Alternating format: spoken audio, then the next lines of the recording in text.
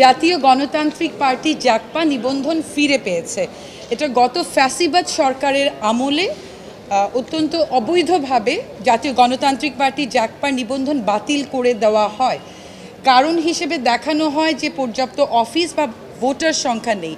কিন্তু লক্ষণীয় বিষয় যেটা ওই ঠিক কোভিড প্যান্ডেমিক যখন একটা জায়গা থেকে আরেকটা জায়গায় যাওয়া যাচ্ছে না, ঠিক ওই সময়টাতে একটা রিকোয়ারমেন্ট দিল যে দলীয় অফিস থাকতে হবে, ভোটার লিস্ট থাকতে হবে। যখন কালেক্ট করা ইট ওয়াজ ভেরি ডিফিকাল্ট।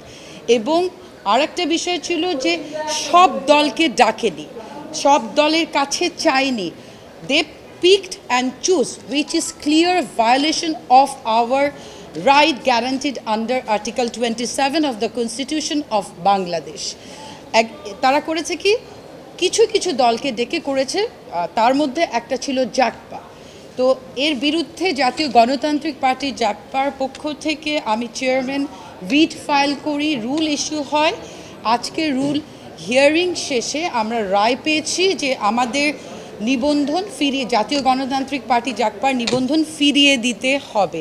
এবং আপনারা এটাও জানেন গতকালকে ওই যেই প্রভিশনগুলো যে অফিস থাকতে হবে, গণবিজ্ঞপ্তি, যেটা আমাদের অরিজিনাল আরপিও সেটাতে নাই, সেই জিনিসটা দিয়ে গণবিজ্ঞপ্তি দেওয়াতে ওটাও বাতিল করে দেওয়া হয়েছে। এবং আমরা অত্যন্ত আনন্দিত, আমরা ন্যায় বিচার পেয়েছি এবং ভালো লাগছে যে রাজনৈতিক অধিকার যেটা আমাদের আর্টিকেল 38-এ আছে আমাদের কনস্টিটিউশনে, এবং আমাদের লেজিসলেচারদের যেটা ইন্টেনশন ছিল যে সব মানুষ রাজনীতি করবে, রাজনৈতিক মতাদর্শ প্রকাশ করবে, এটা আমরা আবার ফিরে পেয়েছি। জাতীয় গণতান্ত্রিক পার্টি জাকপা বাংলাদেশের অত্যন্ত প্রাচীনতম একটি দল, শফিউল আলম প্রধান এর প্রতিষ্ঠা করেছে। আমরা দীর্ঘদিন একটা কষ্ট নিয়ে বেঁচেছিলাম। আজকে আমার প্রিয়, এটা আমার কাজের জায়গা, আমি রাজনৈতিক নেত্রী আলাদা পরিচয়, কিন্তু আমি একজন আইনজীবী, আমি সুপ্রিম কোর্টের একজন, supreme court is very close to my heart. আমি আমার রাজনীতি করার অধিকারটা আমার সবচেয়ে প্রিয় জায়গা থেকে ফেরত পেলাম, আমি অত্যন্ত খুশি। Thank you.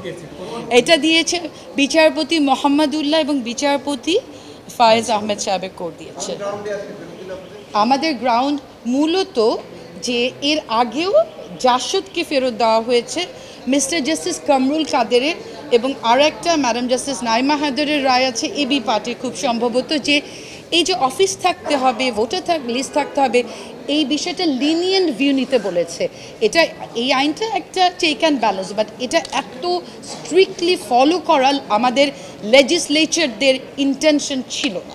তো গ্রাউন্ড মূলত দুটো, যে এই আইনটার একটু হালকা ব্যাখ্যা, এবং আরেকটা যেটা ফান্ডামেন্টাল রাইটস, সবাইকে তো চিঠি দেয়নি যে অফিস থাকতে হবে, বেছে বেছে কাউকে দিয়েছে, এই প্রসঙ্গে বাতিল করেছে, যেটা 27 আর্টিকেলের ভায়োলেশন।